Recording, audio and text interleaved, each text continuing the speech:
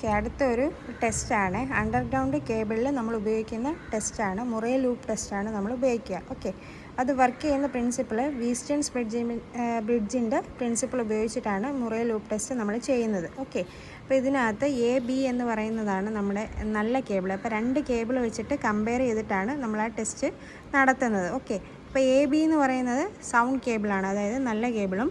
C D എന്ന് പറയുന്നത് faulty കേബിളും ആണെന്ന് വിചാരിക്കുക. അതിനകത്ത് എഫ് എന്ന് പറയുന്ന പോയിന്റിലാണ് ഫോൾട്ട് ഒക്കർ ചെയ്യുന്നതെന്ന് വിചാരിക്കുക. ഇപ്പോൾ ഇവിടെ എർത്ത് ഫോൾട്ട് ആയതുകൊണ്ട് ഒരു റെസിസ്റ്റൻസ് ഉപയോഗിച്ച് നമ്മൾ എർത്തിലോട്ട് കാണിച്ചിരിക്കുകയാണ് കേട്ടോ, എർത്ത് പാത്തിലോട്ട് കാണിച്ചിരിക്കുകയാണ്. ഇനി അതിനകത്ത് ഒരു എൻഡ്, അതായത് ഫാർ എൻഡിൽ നമ്മളൊരു ലോ റെസിസ്റ്റൻസ് കണക്ഷൻ കൊടുത്തിട്ടുണ്ട്. ടെസ്റ്റ് എൻഡിൽ നമ്മൾ 2 റെസിസ്റ്റൻസ് വെച്ചിട്ടാണ്, റെസിസ്റ്റൻസ് ആം കണക്ട് ചെയ്തിട്ടുണ്ടാവും. ഓക്കെ, അവിടെ ഒരു ഗാൽവനോമീറ്ററും കൂടി വെച്ചിട്ടുണ്ടാവും. അപ്പോൾ നമുക്ക് മനസ്സിലാക്കാം എന്താണ്, ഒരു ബ്രിഡ്ജ് പോലെയാണ് ഇതിപ്പോൾ കണക്ട് ചെയ്തിരിക്കുന്നത്. അപ്പോൾ എപ്പോഴാണോ ഈ ബ്രിഡ്ജിൽ ബാലൻസ് ആവുന്നത് ആ സമയത്ത് ദാണ്ട് എ സി എന്ന് പറയുന്ന ടെർമിനലിൽ കൂടെയുള്ള കറണ്ട് ഫ്ലോ 0 ആവും. അപ്പോൾ ഗാൽവനോമീറ്റർ നൾ ഡിഫ്ലക്ഷൻ കാണിക്കും. ഓക്കെ, ഷോർട്ട് സർക്യൂട്ട് ഫോൾട്ടിനും സെയിം അതേ പടം തന്നെ വീണ്ടും വരയ്ക്കുക.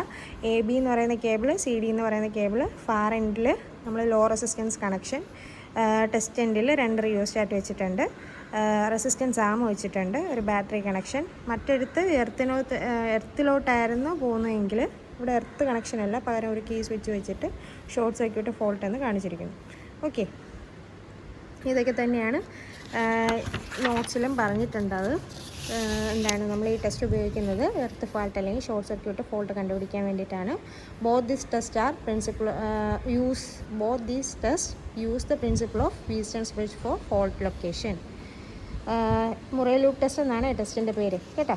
അപ്പം എ ബി എന്ന് പറയുന്നത് സൗണ്ട് കേബിളും സി ഡി എന്ന് പറയുന്നത് ഫോൾട്ട് കേബിളുമാണ്.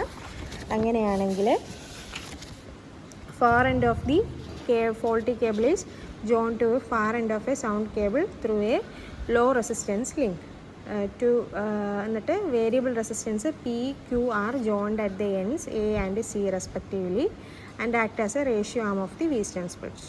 ഓക്കെ, ഇത്ര എഴുതിയിരുന്നാൽ മതി. എന്നിട്ട് ആർ എന്ന് പറയുന്നത് fault resistance of the conductor loop up to fault from the test end. X എന്ന് പറയുന്നത് resistance of other length of the loop. Okay, ഇപ്പോൾ ഇവിടെ 2 ലെങ്ത് പറയുന്നുണ്ട് കണ്ടോ.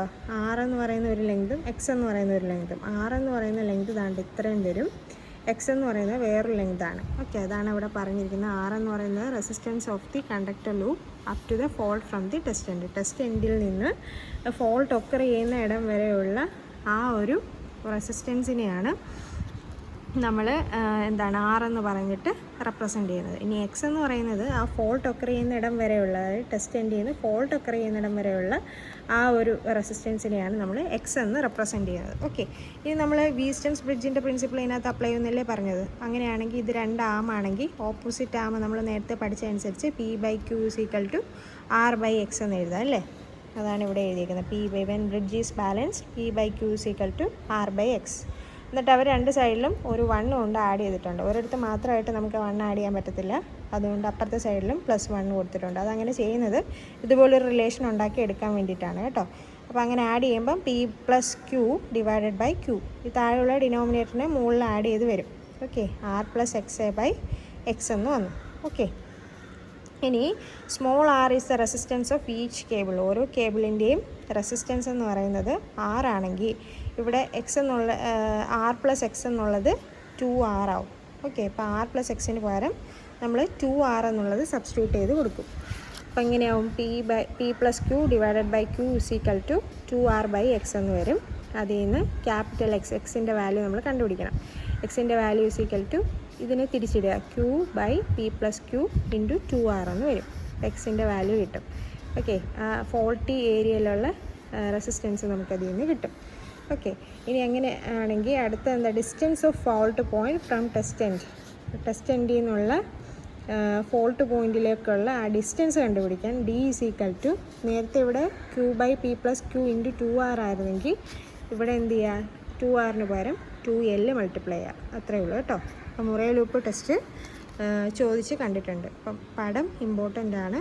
നിങ്ങൾക്ക് ഏത് ഇൻസ്ട്രുമെൻറ്റ് ചോദിച്ചാലും നിങ്ങൾക്ക് വരയ്ക്കാൻ അറിയാവുന്നതാണെങ്കിൽ വരച്ച് വെക്കുക. വരച്ച് വെക്കുമ്പം അത്യാവശ്യം 4 മാർക്കോളം വരയ്ക്കുന്നതിന് കിട്ടും. അപ്പോൾ എല്ലാ മീറ്റേഴ്സും അല്ലെങ്കിൽ ഇൻസ്ട്രുമെൻസും പഠിക്കുന്ന സമയത്ത് വരയ്ക്കാനും കൂടി പഠിച്ചിരിക്കുക.